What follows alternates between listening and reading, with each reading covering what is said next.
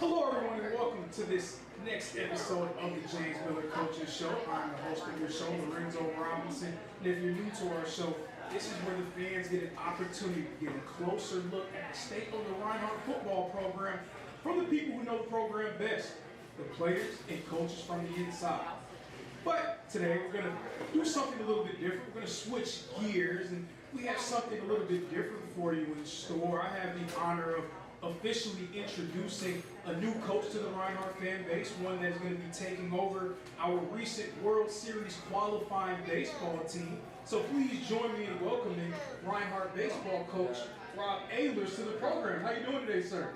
Fantastic. How are you? Oh, it's just amazing, ecstatic. You know what I mean? It's just such a pleasure to see you, such a pleasure to have this conversation. And we spoke a little bit last week about sort of your journey and what led you to Reinhardt. What really kind of struck me in that conversation was just how passionate you were about the decision that you made to come here. So with the floor that you have right now, would you like to sort of tell the fans what went into that decision? Well, you know, it was an easy decision to make. Long time to get here.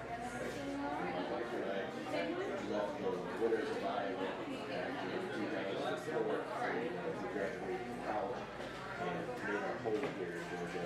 And spent about 10 years here before we went back to the Midwest and started my college coaching career. And spent the last 15 years trying to get back to the when I got the call that Coach Curtin was looking for a baseball coach, I was next step. Yes, sir. So obviously you come from success in your previous stops. You helped lead the team to the NAIA opening round last season, Shawnee State, correct? Also you were part of the Central Methodist program and a lot of the success that they had as well. So how do you manage to deal with the pressure that will face you in this new stop, considering the recent success that the Reinhardt program has enjoyed?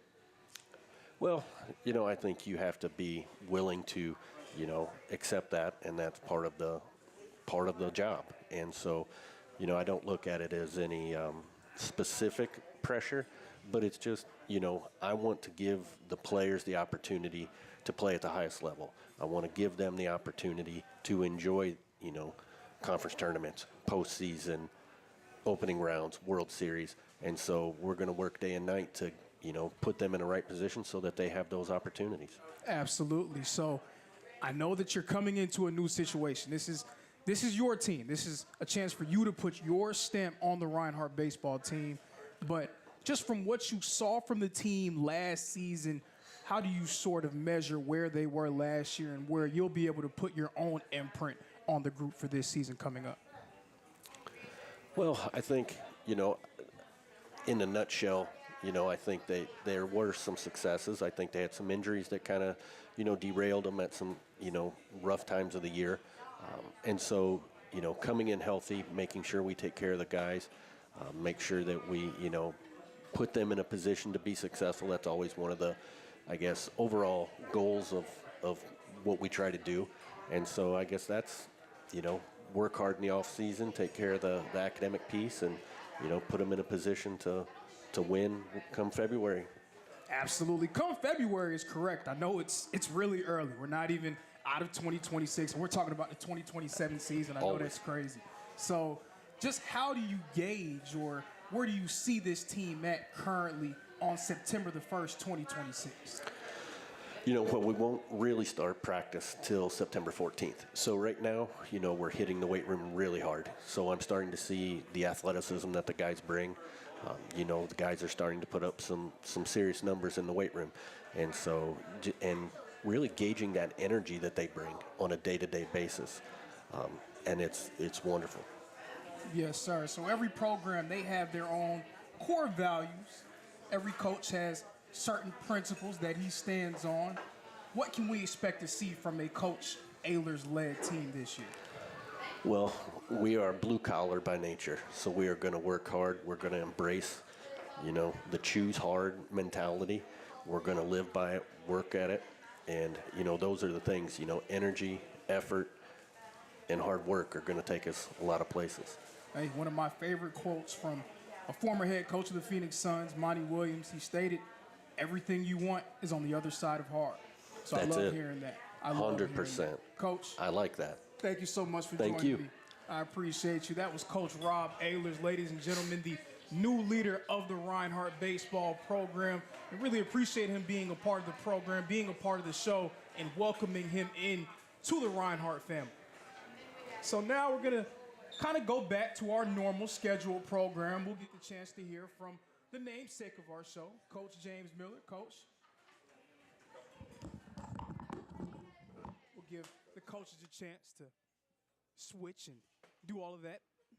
This is a live program, ladies and gentlemen, so we have to give Coach Miller his chance to settle in. Oh, yeah. Good. You settled in? Be fast. Coach, how you doing today, man? I'm hanging. Yeah, you talked about yeah. how hot it was out there today at practice. Oh, yeah. Got some wings, though. Recuperating quick. Yeah, some wings, some water, maybe some fries. It will do it, yeah. Yeah, just don't get a Coke. That might hurt you a little bit. So, Coach, first the Respies last night. Had a chance to not just honor Nigel Curtis, as we spoke about last week, and the career that he had, but also we had a chance to celebrate the season that your team put together in 2025. Just talk about how special that ceremony was last night for you and the program.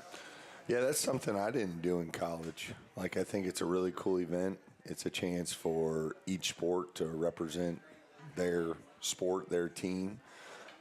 Also celebrate each other and their accomplishments, both women's and men's. Because I think, sometimes, obviously, you try to follow all the sports, but sometimes, you might not know certain stuff, especially if the school year ends and you go home. So it's kind of cool to see how it all ends and meet new people and see the kids get dressed up. I think they really enjoy that part of it. But it's a really awesome event that our athletic department, Coach Burton, Miss Horton put on. It's first class. It's super special. I think having the Hall of Fame be part of it makes it more special. I always like listening to all those people's speeches, and you just see how much this place meant to them and help raise them and become the person they are today. So that was really special and really cool. Yeah, it was a very special night indeed, and also a chance to see your team kind of in a different light, seeing everybody put on their Sunday best, get dressed up, dressed to the nines, so to speak. I mean, just all of that going into it. I just thought it was a great night. Yeah, you can get on Calhoun when he gets on here because he was not dressed in his Sunday best. Yeah. Well, we'll get to our guest. Well, I don't think he was dressed for the occasion. No, he wasn't. We'll talk about disappointed. that later. And I told him that, too. I did let him know that. So the game didn't necessarily go the way that you would have wanted it to. No, it didn't. Talking about your team and their matchup against Lindsey Wilson. But for me, it was just nice to see the guys in their element, to see the coaches out there coaching, the players out there running around. Just how did it feel to be back out there playing football again? It felt good. It didn't go the way we wanted, but it was awesome to be back out on the grass and see the guys competing. I wish it would have went different. I wish we could have played better. We're a super young football team as we got a bunch of new starters, a bunch of new guys that have never been put in that situation. And I think it's a growing moment for them, a growing moment for our team. We got another ridiculous challenge this Saturday, but I think our kids are excited about it. We've put 2 good, tough days of practice in the last 2 days. We got one more really hard one tomorrow.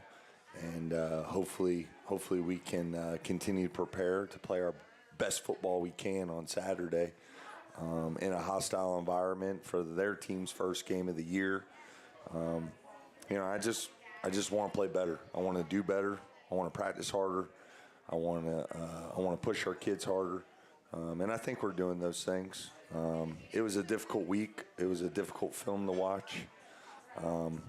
But I think you learn more from losses than you do from wins. And that's what we've really been doing is just grinding on the film, learning what we need to do better, and trying to take it to the practice field and hopefully to the game. So you touched on it. You spoke about your team being so young, having a lot of new players on both sides of the football, offense and defense, really getting their first real extended taste of college football and Reinhardt football and all of that. How will the experience from Thursday night really help your team moving forward as the calendar turns to October and November and hopefully December? I think just getting in there and watching that tape and seeing, because you try to tell the kids, look, if you did that in practice and you do it on Saturday, it's going to show up. And as you know, as a former player, like sometimes, you're like, yeah, whatever, I got you.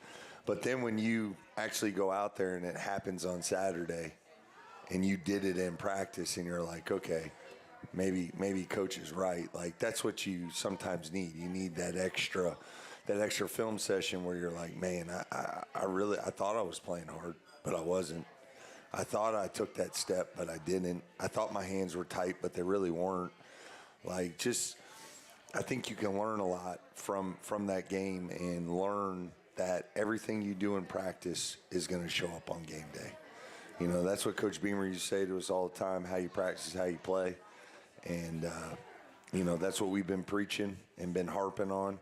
And hopefully from this loss, which was tough for everybody to swallow, it got real bad real fast. We can learn from it, we can grow from it, and we can play better on Saturday.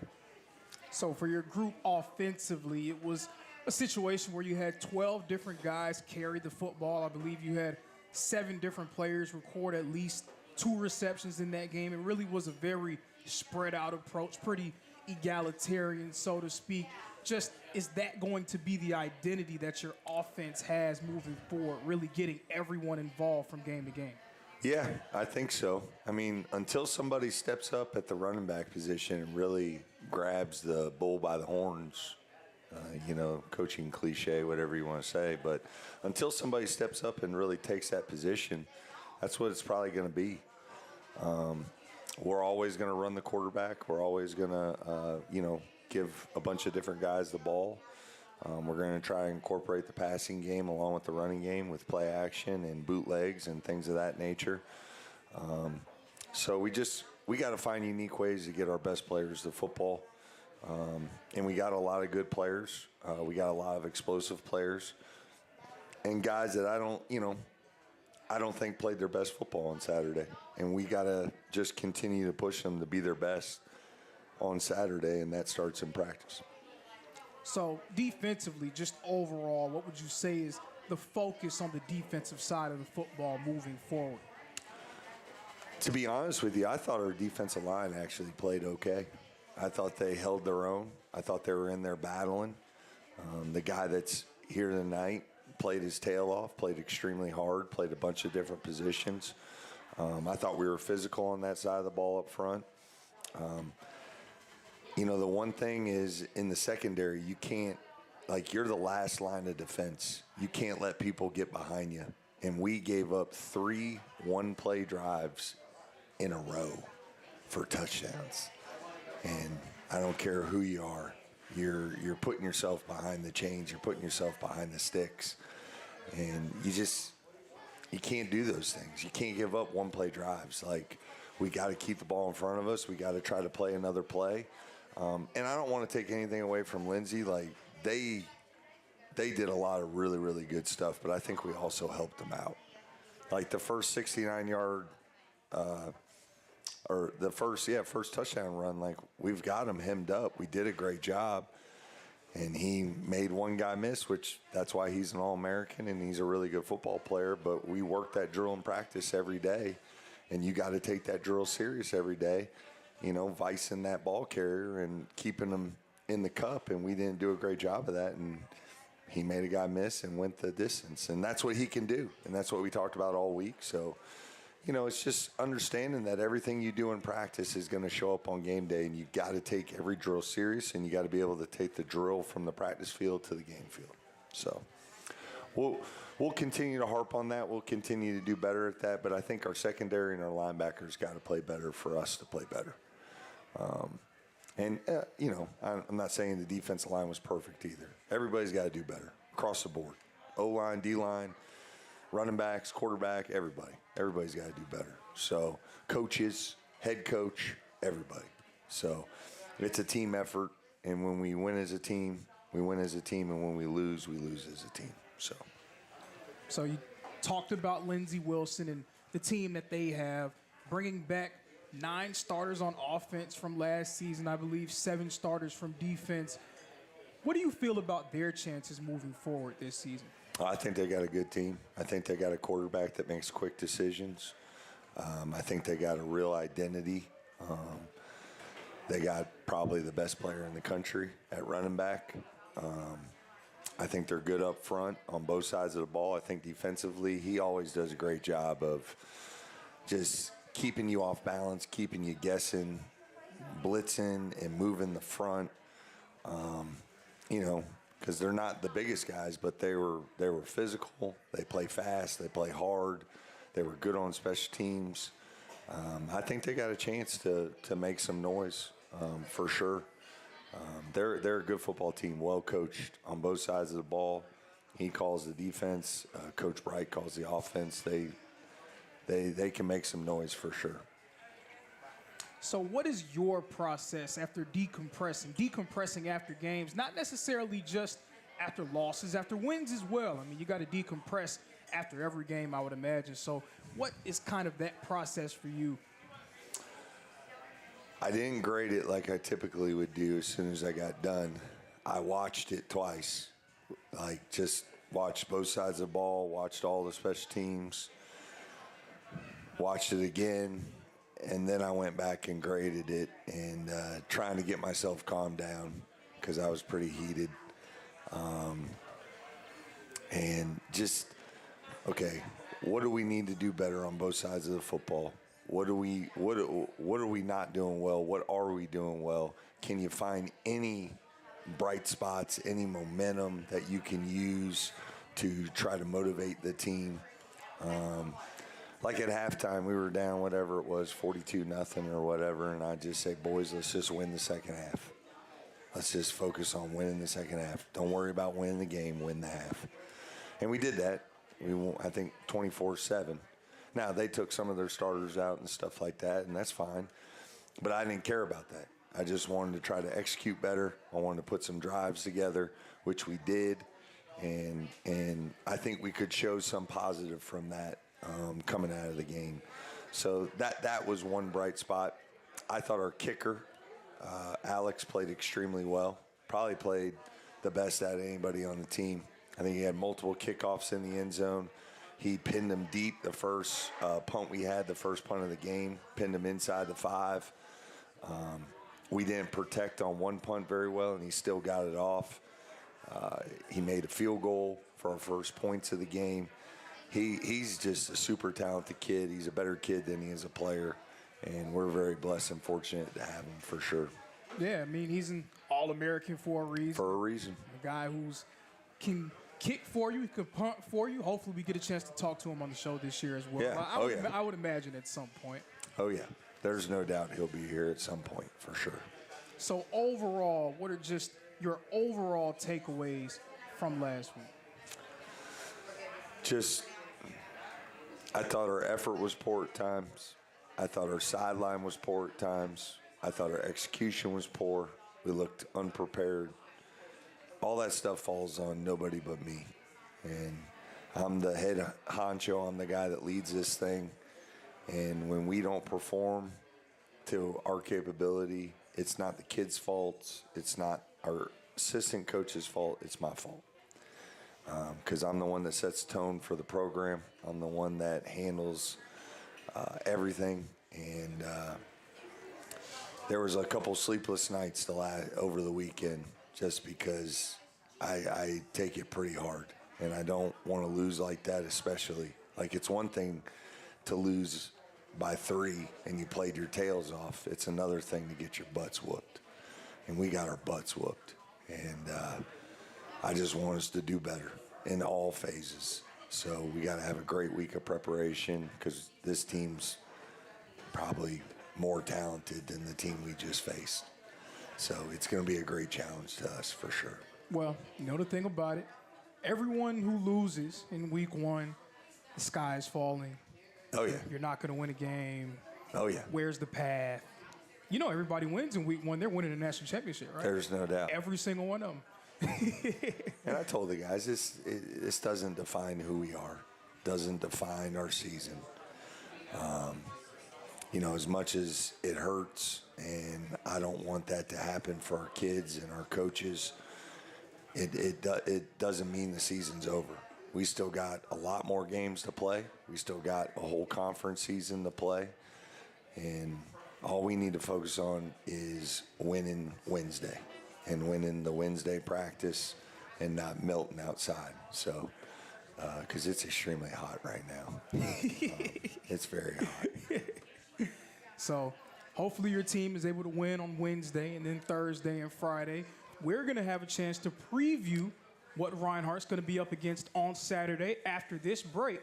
This is the James Miller Coaching Show. Oh, yeah. Hold on. The previous play is under further review. I'm not sure what he could review, but okay.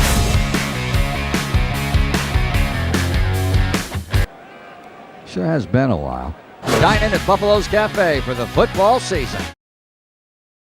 Welcome to Credit Union of Georgia, where we bring you the best of both worlds. Our members own their money and their experiences, whether it's in person, over the phone, or online. Enjoy the convenience of big bank services with the personal touch of a local credit union who serves your community. From online bill pay and loan applications to our user-friendly mobile app, managing your finances is available at your fingertips 24/7. Credit Union of Georgia. Better banking, better benefits, better believe it.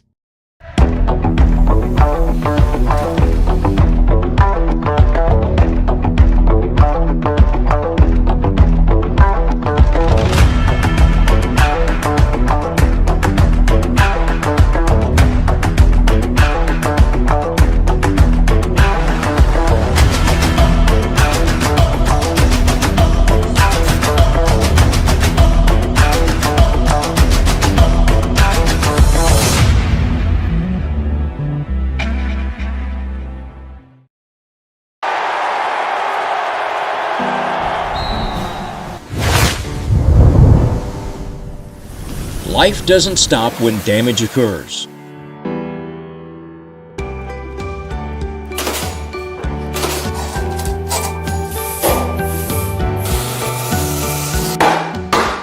Southeast Restoration is here to guide you from property disaster to property restored.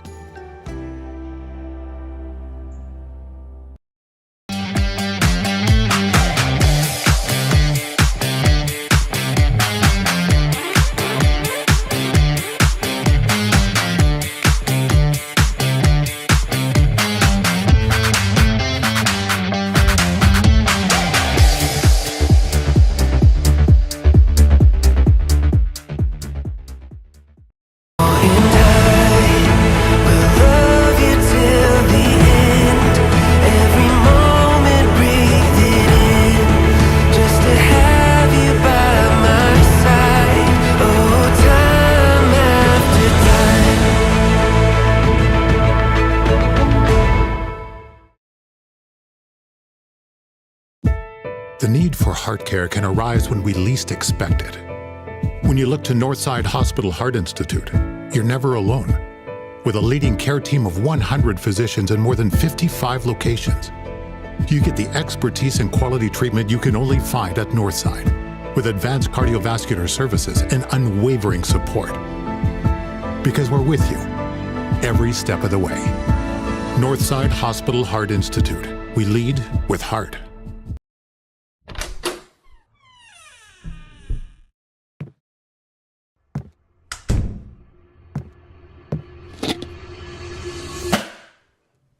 No biggie. Not even one stain, and an easy cleanup made easier with Mohawk's new cleaning kit. Now, you're probably also wondering, how, or why, or where? Why don't I show you? Let's take a trip to Milltown Flooring.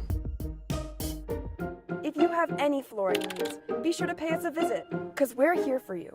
Mohawk's Revwood at Milltown. Step into better flooring.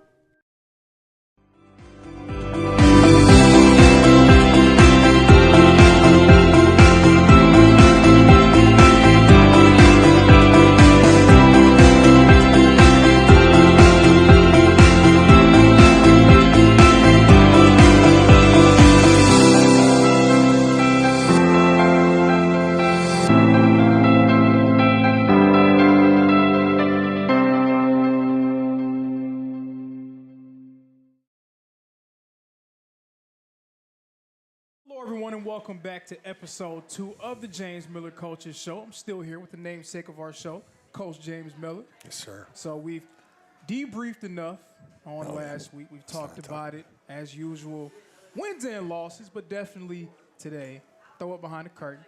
It's over.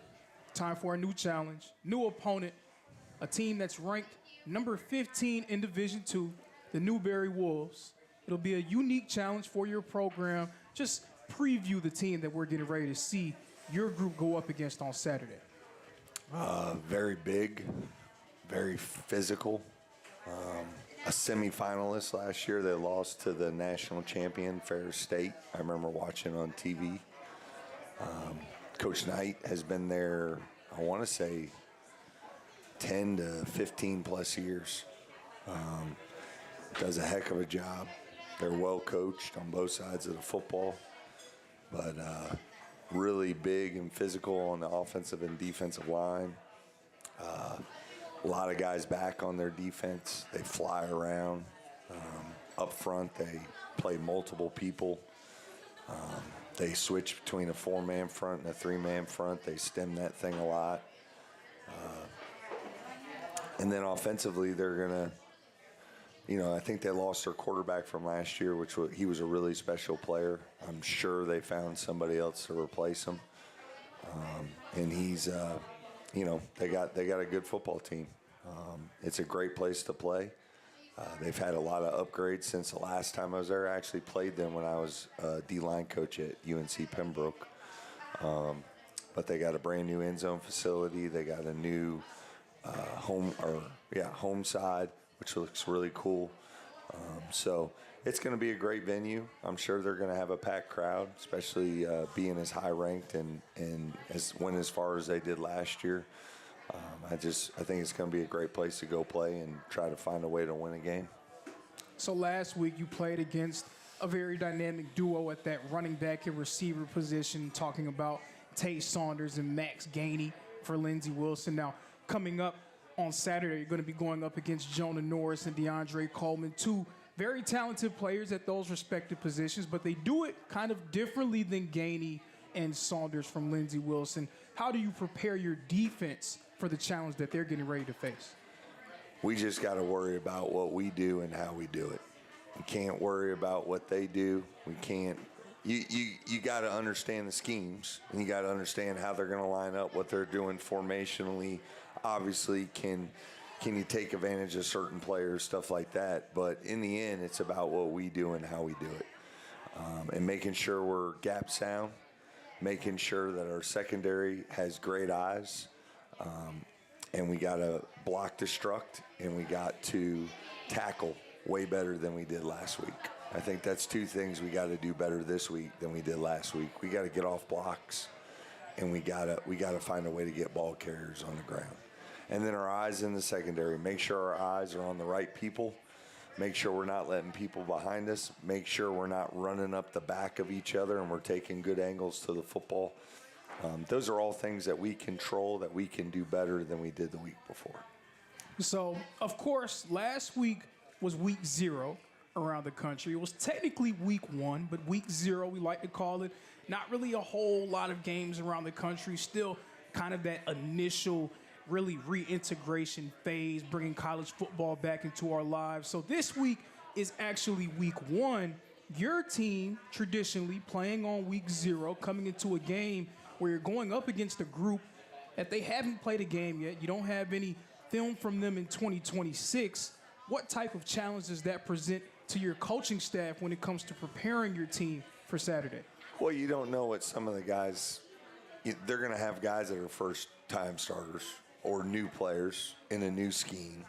And it's one thing to do it in practice. It's another thing, like we'd already talked about, to do it on game day.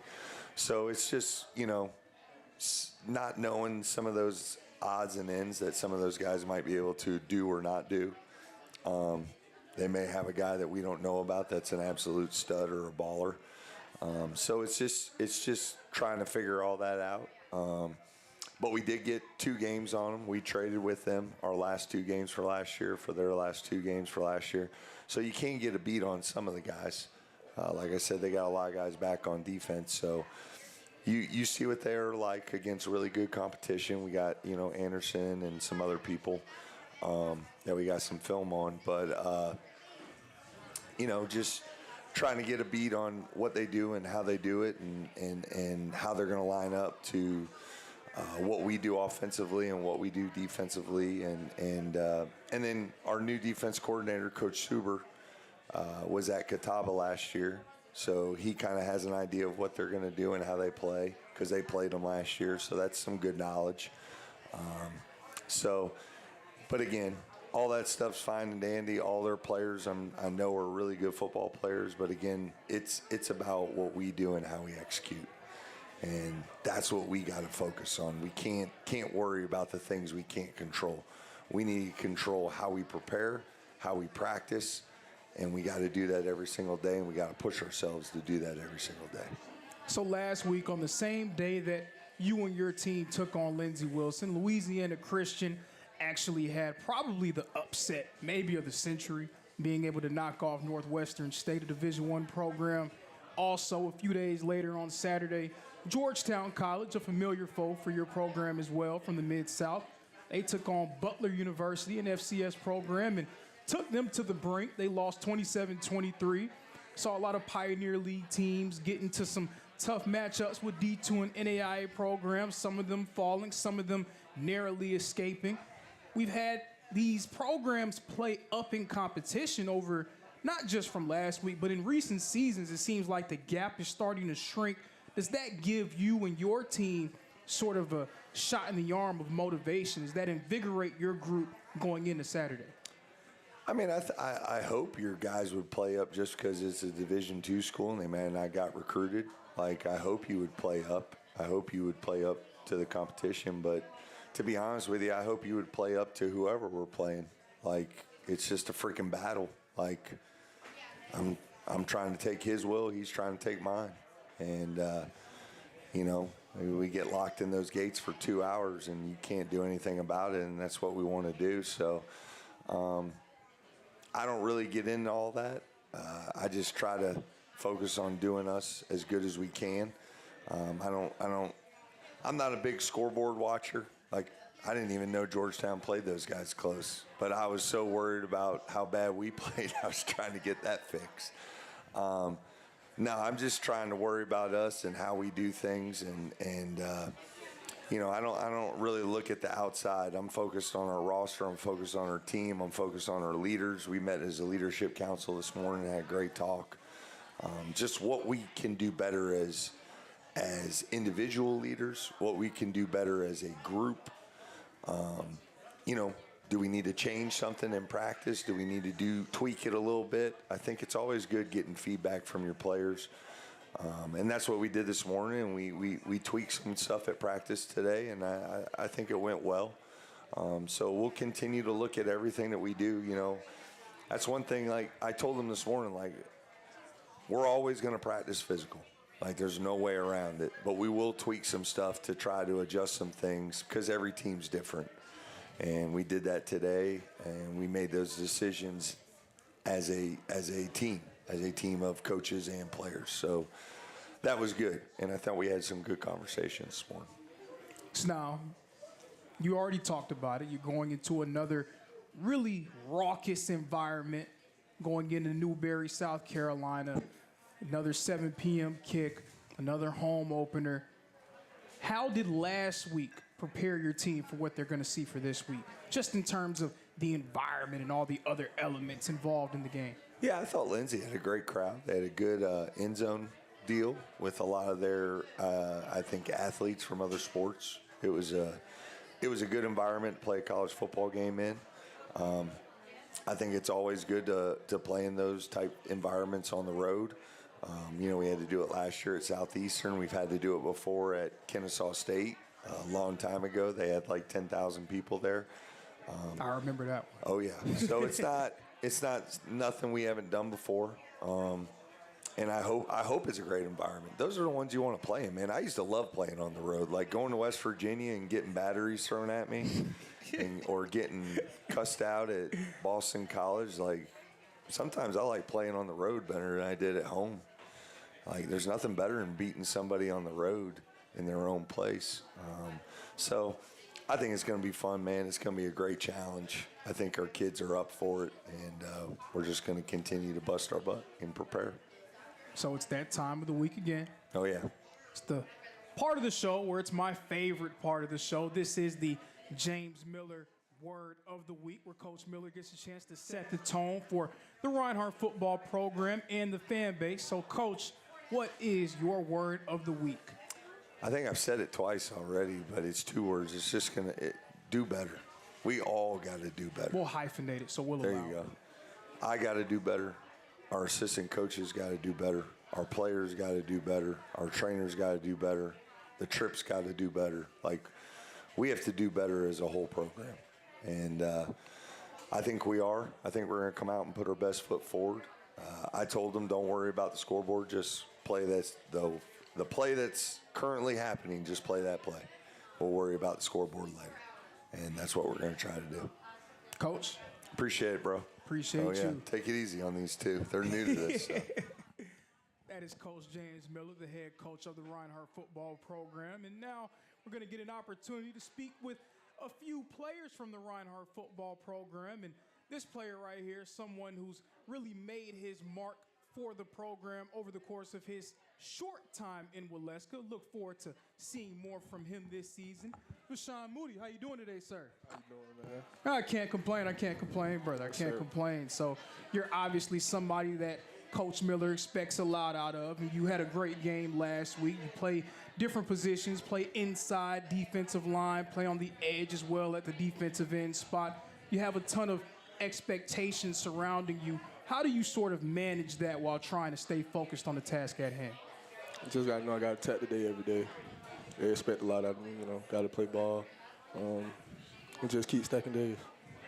Absolutely, absolutely. And you're a member of that defensive line group. You're bringing a ton back. There's always an expectation for Reinhardt defensive line to play a certain way.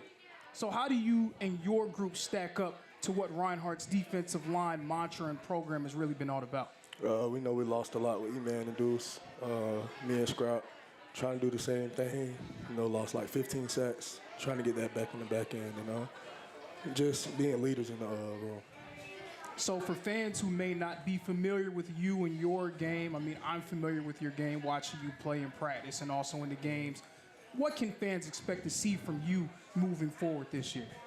A lot of explosive plays, a lot of sacks, third down guy, and just trying to win games, man. That's what I'm trying to do. That's the goal. Hey, I like it. I like it. Thank you so much for joining me, man. Appreciate it. Rashawn Moody, Reinhardt, defensive lineman. And now we're getting an opportunity to speak with an offensive lineman. We get one guy on one side of the football. We got to get another guy on the other side of the football. And two big boys, too. You can't ever go wrong with that. We'll have offensive lineman Jaden Calhoun join me on the show. We'll give Jaden a chance to adjust himself. Jaden, how you doing today, sir? I'm good, Zoe. How about yourself? I can't complain. Coach Miller had a lot to say about the outfit that you had on yesterday. Did you hear that? No, I ain't hear nothing about that. You didn't hear that? No, what did he say? Oh, I didn't mean to tell on him. I'm sorry. You can go back and watch it for yourself. See, that ain't right. That ain't right.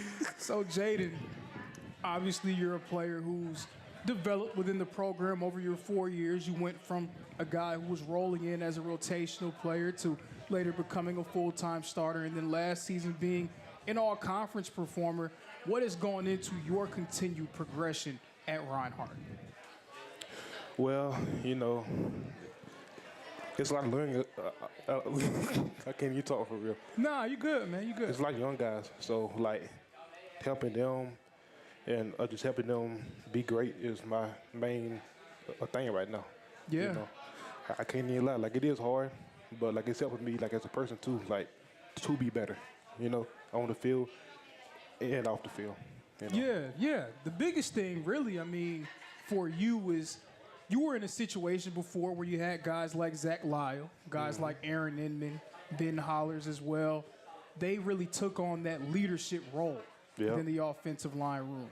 That's right. Now the expectation is for you to be the guy that people look to. You have to be the guy to get everybody in line. Yeah. How has that transition been for you? It's not easy. It's not at all. All these young guys, they're just like looking up to me. And so, like, as a leader, you know, like, everything that, like, I do has to be perfect, you know. Whether, like, I don't feel like it, like, you know, like I still got to do it, you know. So, overall, like, it's a progress. It's how I could put it. It's a progress. Always a work in progress, always. So, for you and your offensive unit this season, what can we expect for the rest of this year? I say touchdowns, you know. I hope so. Up front, being dominant. Yeah, I say touchdowns, you know. I say just like the front, being dominant, you know, like on the O-line, you know what I'm saying? Pushing people like off the ball, you know, and just being great. Is what I can say. Yeah. I like it. Jaden, thank you so much for joining me, man. Yes, That's sir. Jaden Calhoun.